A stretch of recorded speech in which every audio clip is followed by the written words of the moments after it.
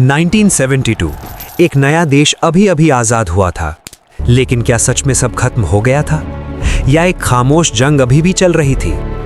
बांग्लादेश के बॉर्डर पर रात के अंधेरे में कुछ ऐसे मूवमेंट्स हो रहे थे जिनके बारे में आम लोगों को कुछ भी पता नहीं था।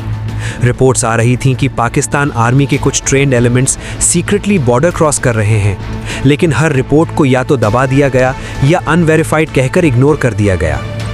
आज़ादी के बाद बांग्लादेश आर्मी अभी ऑर्गेनाइज हो ही रही थी, रिसोर्सेज लिमिटेड थे, कमांड स्ट्रक्चर अनस्टेबल था और इसी बीच कुछ फॉरवर्ड पोस्ट से अजीब सिग्नल्स मिलने लगे।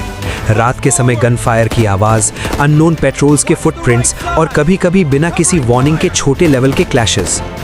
पर सवाल ये था, अगर वॉर ऑफिशियली खत्म हो चुकी थी तो फिर ये सब हो क्या रहा था?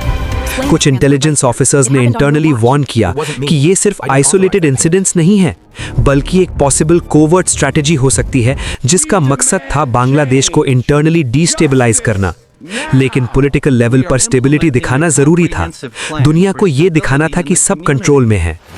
इसी बीच बॉर्डर के पास रहने वाले गांव वालों ने भी कुछ अजीब चीजें नोटिस की। रात के वक्त अनजान लोगों की मूवमेंट और कभी-कभी बिना वजह घरों पर फायरिंग, लेकिन उनकी आवाज़ कभी नेशनल लेवल तक पहुंच ही नहीं पाई। बांग्लादेश आर्मी के कुछ यूनिट्स को चुपचाप डिप्लॉय किया गया, बिना किसी पब्लिक अनाउंसमेंट के। ऑर्डर्स क्लियर थे, सिचुएशन को हैंडल करो, लेकिन पैनिक क्रिएट मत होने दो।